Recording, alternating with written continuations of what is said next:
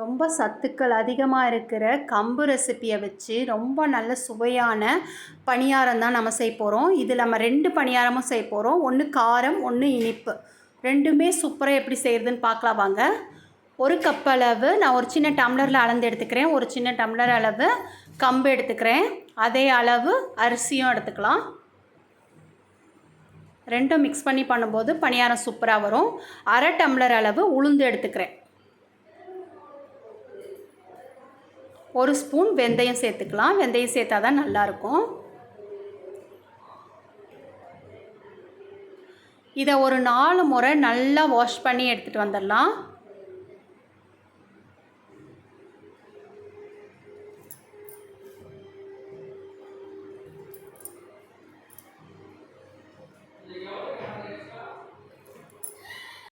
இது அப்படியே ஒரு 3 மணி நேரம் ஊற வைக்கணும். தண்ணி முழுகிற அளவு ஊற்றிடுங்க. ஊற்றிட்டு நல்லா ஒரு 3-4 மணி நேரம் நல்லா ஊறி வரட்டும். இப்போ பாருங்கள், நல்லா ஒரு 4 மணி நேரம் ஆயிடுச்சு. நல்லா ஊறி வந்திருக்கு. இப்போ நான் இதை 2 வாட்டியாக போட்டுக்கலாம். அப்போ தான் மிக்ஸி ஜாருக்கு ஒன்றும் சேதம் ஆகாது, ஈஸியாகவும் இருக்கும், உடனே அரைச்சிரும். மொத்தமாக போடும்போது நமக்கு அவ்வளோ சீக்கிரத்தில் அரைப்படாது. இப்போ பாருங்கள், நல்ல ஒரு கொரணையாகவும் இருக்கணும், ரொம்ப கொரணையாகவும் இருக்கக்கூடாது, சாஃப்டாகவும் இருக்கக்கூடாது. திட்டமாக அரைச்சி எடுத்துக்கலாம். அப்போ தான் பணியாரம் நல்லா புசு புசுன்னு வரும். அடுத்த பேட்சை அரைச்சி எடுத்துகிட்டு வந்துடலாம். அடுத்த பேட்சும் அரைச்சி எடுத்துகிட்டு வந்துட்டேன் பாருங்கள். சூப்பராக மாவு அரைச்சி எடுத்துகிட்டு வந்துட்டோம்.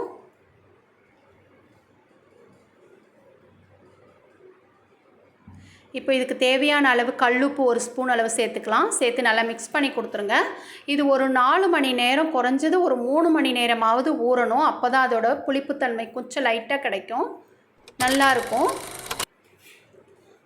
இப்போ இது ஒரு 2 ஸ்பூன் அளவு ஆயில் விட்டுக்கோங்க. ஒரு பேனில் 1 ஸ்பூன் அளவு கடுகு போட்டுக்கலாம்.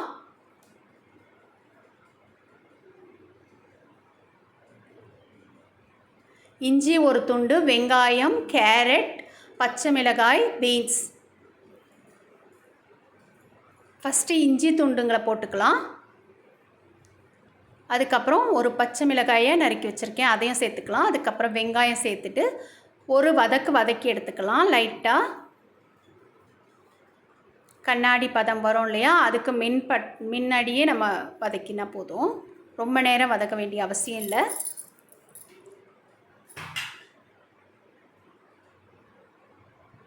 இந்த டைமில் நாம் கருவேப்பிலையும், பீன்ஸ் ஒரு 3 பீன்ஸ் நான் நல்லா நறுக்கி வச்சுருக்கேன், ஒரு குட்டி கேரட் அதையும் சேர்த்துக்கோங்க. ஒரு 2 சிட்டிகை அளவுக்கு பெருங்காயம் போட்டு நம்ம கிளறி ஆஃப் பண்ணிடலாம். இது அப்படியே ஆறட்டும். இப்போ பாருங்கள், நம்ம அரைச்சி வச்ச மாவு நல்லா உப்பி நல்லா வந்திருக்கு, முசு முசுன்னு. நான் ஒரு 3 மணி நேரம் தான் டைம் கொடுத்தேன், அதுக்கே நல்லா வந்திருக்கு. இன்னும் கொஞ்சம் நேரம் இருந்தால் இன்னுமே நல்லா ப்ளஃபியாக வந்திருக்கும் மாவு. இந்த மாவை நாம் 2 பகுதியாக பிரித்து எடுக்க போகிறோம். இப்போ நம்ம அந்த மசாலாவில், நம்ம வதக்கி வச்ச மசாலாவில் கார பணியாரத்துக்கு ரெடியாக எடுத்துக்கிறோம். இனிப்பு பணியாரத்துக்கு ஒரு பகுதி எடுத்துக்கலாம். கார பணியாரத்துக்கு ஒரு பாதி பகுதிக்கு மேலே எடுத்துக்கலாம். இனிப்பு பணியாரத்துக்கு கொஞ்சமாக இருந்தால் போதும். ஒரே மாவில் 2 பார்ட்டாக பிரித்து எடுத்துக்கலாம். இதுக்கு சோடா மாவு கொஞ்சம் போடலாம், ஒரு 1/4 ஸ்பூன் அளவு கணக்கில் வச்சுக்கோங்க, அப்போ தான் நல்லா இருக்கும். லைட்டாக ஒரு ட்ராப் தண்ணி ஊற்றிக்கோங்க. தண்ணி அதிகமாக ஊற்றிடக்கூடாது, சும்மா அந்த சோடா மாவில் படுற வரைக்கும். நல்லா ஒரு கை அளவு கொத்தமல்லியை நல்லா நறுக்கி வச்சுருக்கேன், அதை சேர்த்துக்கோங்க. தாராளமாக சேர்த்துக்கலாம், சூப்பராக இருக்கும் கார பணியாரத்துக்கு. கொத்தமல்லி வதக்கும் போது சேர்க்க வேண்டாம், நம்ம இந்த மாதிரி இறக்கி வச்சதுக்கப்புறம் சேர்த்துக்கலாம்.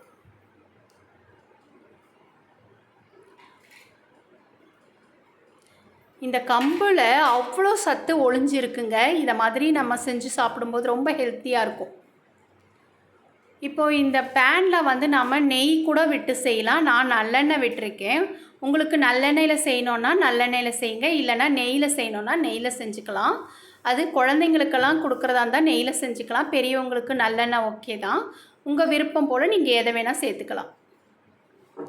3/4 பாகம் அளவுக்கு மாவு ஊற்றிடுங்க. அப்படியே ஒரு லோ டு மீடியமில் வச்சுருங்க, ஹை ஸ்பீட் வைக்கக்கூடாது. அவ்வளோதான். ஒரு பக்கம் வெந்துருச்சு, நல்ல கோல்டன் ப்ரௌன் கலர் வந்தவுடனே திருப்பி போட்டுக்கோங்க. பார்க்கும்போதே உங்களுக்கு நல்லா தெரியும் பணியாரம் எவ்வளோ நல்லா வந்திருக்கு பாருங்கள். வாவ், சூப்பராக வந்திருக்கு. கம்பில் செஞ்சுருக்கோன்னு சொல்லிட்டு யாரும் நம்ப மாட்டாங்க, அந்த அளவுக்கு சூப்பராக இருக்குது பாருங்கள். இப்போது நம்ம வெந்துருச்சு, எடுத்துடலாம். நம்ம கம்பில் கூழ் களி அந்த மாதிரி மட்டும்தான் செய்யாமல் இந்த மாதிரியும் செஞ்சிங்கன்னா ரொம்ப விரும்பி சாப்பிடுவாங்க எல்லாருமே. பாருங்கள் எவ்வளோ நல்லா வந்திருக்கு. இந்த கார பணியாரம் எவ்வளோ செஞ்சாலும் பத்தாது, செஞ்சு செஞ்சு கொடுத்துக்கிட்டே இருந்தால் சாப்பிட்டுக்கிட்டே இருக்கலாம். அதுக்கு ஒரு கார சட்னி அரைச்சிட்டோன்னா கேட்கவே தேவையில்லை, வேறு லெவலில் இருக்கும். கண்டிப்பாக எல்லோரும் ட்ரை பண்ணி பாருங்கள். ஒன்றே எடுத்து காமிக்கிறேன் பாருங்கள். எவ்வளோ நல்லா புசு புசுன்னு சூப்பராக இருக்குது, டேஸ்ட்டு வேறு லெவலில் இருக்குது பாருங்கள். நல்லா தெரியும் உங்களுக்கு இந்த பணியாரம் எந்த அளவுக்கு டேஸ்ட்டாக இருக்கும்னுட்டு. நல்லா ஈவினிங் டைமில் இந்த மாதிரி செஞ்சு கொடுங்க, எல்லோரும் விரும்பி சாப்பிடுவாங்க. அடுத்தது நாம் இனிப்பு பணியாரத்துக்கு 2 சிட்டிக்கு அளவு சோடா மாவு போட்டுக்கலாம், இட்லி சோடா மாவு.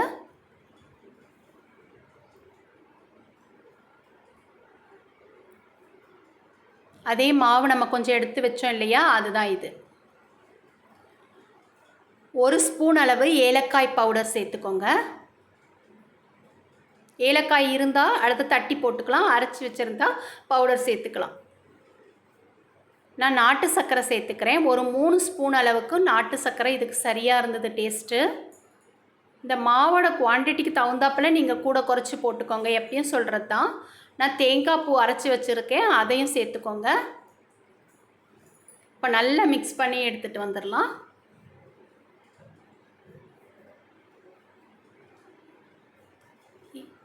இனிப்பு பணியாரம் வேணுன்றவங்களுக்கு இனிப்பு பணியாரம், கார பணியாரம் வேணுன்றவங்களுக்கு கார பணியாரம். ஒரே ஒரு மாவு அரைச்சிருக்கோம், அதில் 2 விதமான பணியாரம் செஞ்சு அசத்திடலாம்.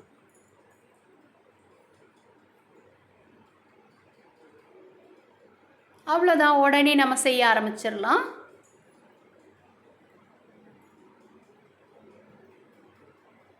இப்போ அதே குழி பணியாரத்து அச்சில் நம்ம செய்ய ஆரம்பிச்சிடலாம்.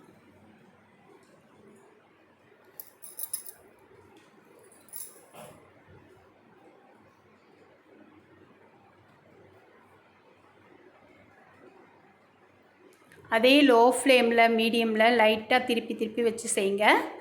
பாருங்கள் எந்த அளவுக்கு கலராக சூப்பராக வந்திருக்கு பாருங்கள். பணியாரம் கடைகளில் கூட இந்த அளவுக்கு சூப்பராக கிடைக்குமான்னு தெரியல, அவ்வளோ நல்லா வந்திருந்தது. மெதுவாக திருப்பி விட்டுருங்க.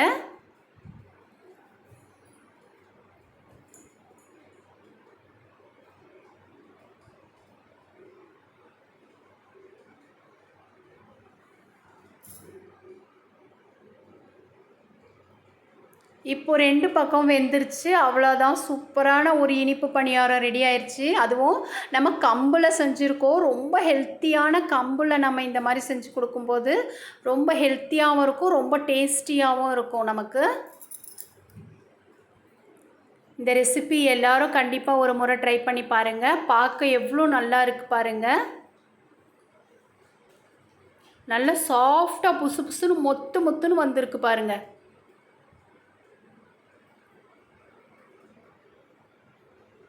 நம்ம சேனலில் நிறைய ரெசிபிஸ் போட்டிருக்கோம். இந்த மாதிரி சத்தான ஆகாரமான ரெசிபிஸ் தான் நிறைய இருக்குது. பாருங்கள் எந்த அளவுக்கு சாஃப்டாக இருந்திருக்குன்னுட்டு, புசு புசுன்னு இருக்குது.